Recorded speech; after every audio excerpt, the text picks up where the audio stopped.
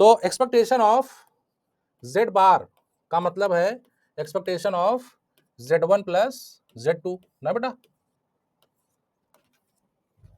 अब ये आपका क्या हो जाएगा 1/2 expectation of z1 plus expectation of z2। ठीक, तो अब ये आपने निकाल ही लिया इसकी वैल्यू, तो आप रख दो y bar plus y bar, तो ये क्या हो जाएगा 2y bar by 2 is equal to y bar ना। तो इसका मतलब ये हुआ कि expected value of z bar is equal to y bar, ये हुआ आपका अनबायस एस्टिमेटर। ठीक है बेटा, इसी को बोलते हैं देशराज एस्टिमेटर। अब देशराज सामने दिमाग लगा के ऐसा बनाया एस्टिमेटर कि वो पॉपुलेशन मीन का क्या बन गया, अनबायस एस्टिमेटर। ठीक है, तो देखो इसी तरीके से रिसर्च की जाती है ना।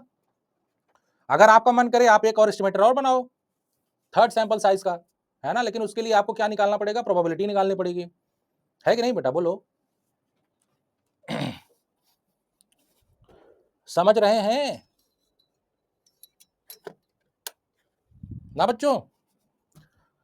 अब देखिए हमने प्रूव कर लिया कि z बार हमारा क्या है, अनबायस एस्टिमेटर है, किसका, इसका, है ना।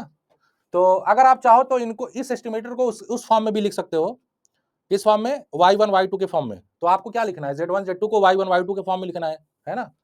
तो चलो उसको लिख देते हैं ना। z बार को आप कैसे लिख सकते हैं, हाफ z1 प्लस z2।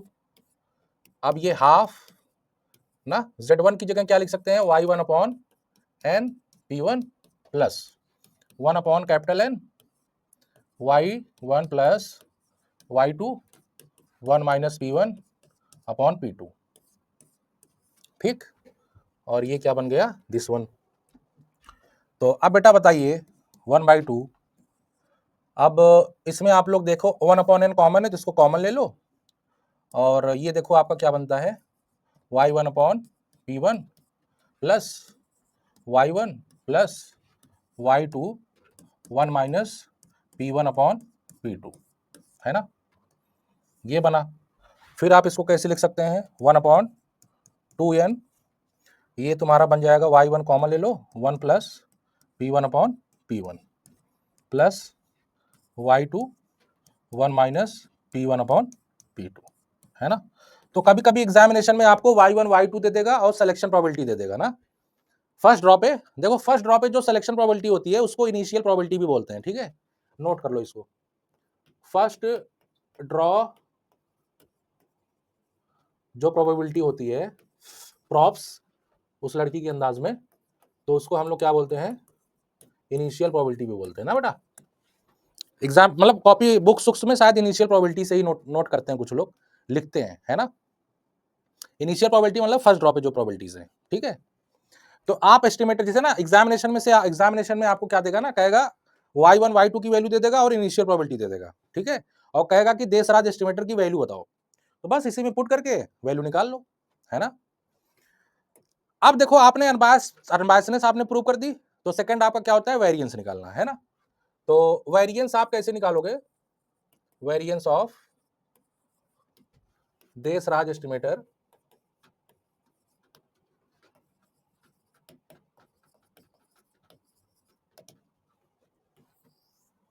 तो ये आपका हो जाएगा बेटा variance z bar is equal to expectation z bar, है ना, माइनस y बार, ये आपका क्या हो जाएगा, स्क्वायर, है ना।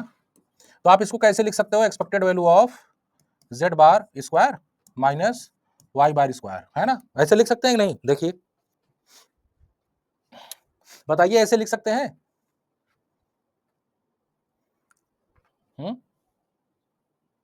आप सॉल्व करोगे इसको आ जाएगा, है ना, कहिए तो सॉल्व कर दें। चलो अच्छा कर देते हैं, expected value of z bar square plus y bar square minus 2 y bar and z bar, है ना। तो अब एक्सपेक्टेशन अंदर लेके जाओ z बार स्क्वायर, और ये कांस्टेंट है इसको ऐसे रहने दो, minus 2 y bar expectation of z बार। ठीक है, तो ये आपका बन जाएगा expectation of z bar square और plus y bar square minus 2 y bar square, है ना।